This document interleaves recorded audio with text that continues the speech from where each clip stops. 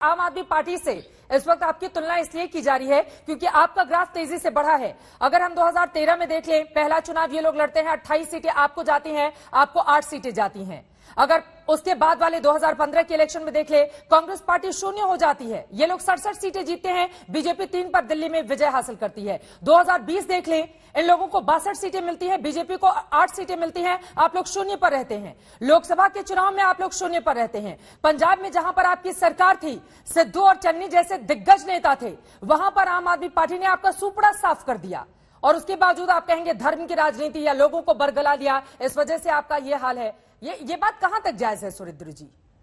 अपनी गलतियों का ठीकरा या अपना खामियाजा आप उनके सिर मरने की कोशिश क्यों कर रहे हैं? आपकी सारी बातें हमारे सर माथे पर चित्रा।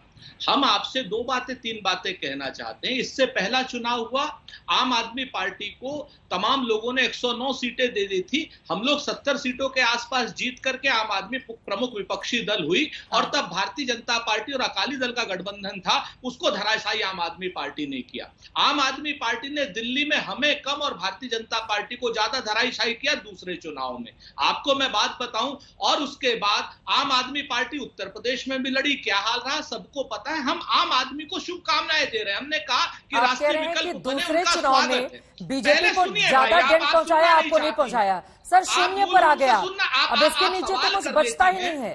शून्य पर आ गया आप, और आप कह रहे हैं कि बीजेपी को ज्यादा नुकसान पहुंचा है। देखिए चित्रा त्रिपाठी जी, आप सवाल कर लेती हैं, जवाब नहीं सुनना चाहती, क्योंकि जवाब आपके अरे क्रॉस क्वेश्चन भी तो होता है सर। बीच में अगर लगेगा कि आप गलत तथ्य प्रस्तुत कर रहे हैं, बीजेपी के मुकाबले किसको ज्यादा नुकसान हुआ?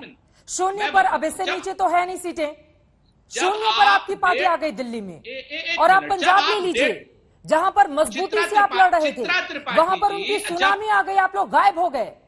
जब आप 1.5 मिनट का सवाल करती हैं तो कम से कम 30 सेकंड का जवाब तो सुन लीजिए ना। मेरी तथ्यों के साथ सवाल करती हूँ, आंकड़े भी दिए हैं मैंने भी, और मैं कोई बकवास तो कर नहीं रहा हूं, मैं भी तथ्यों के ही साथ आपको बोल रहा हूं ना। हाँ।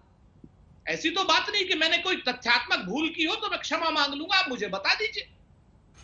ऐसी बात, इस चीज को थोड़ा सा मेरा आपसे अनुरोध है, विनम्र अनुरोध है कि सवाल करें तो प्लीज कांग्रेस का जवाब भी सुने। बोलिए, दो लोग और आज हम कमजोर हैं।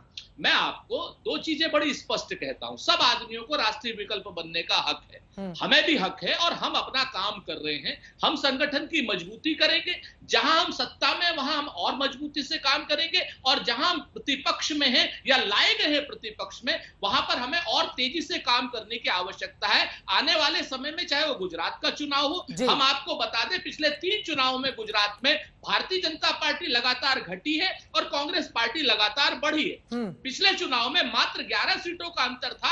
हमें भरोसा है कि इस बार गुजरात की जनता हमें अपना जनादेश देकर हमें सेवा करने का मौका देगी। चलिए ठीक है, आप ये दावे कर रहे हैं, संजीव झा जी के पास मैं जाऊंगी, लेकिन जल्दी से आप बार बार इस बात का जिक्र कर रहे हैं कि कई राज्यों में हम प्रमुख विपक्षी दल हैं।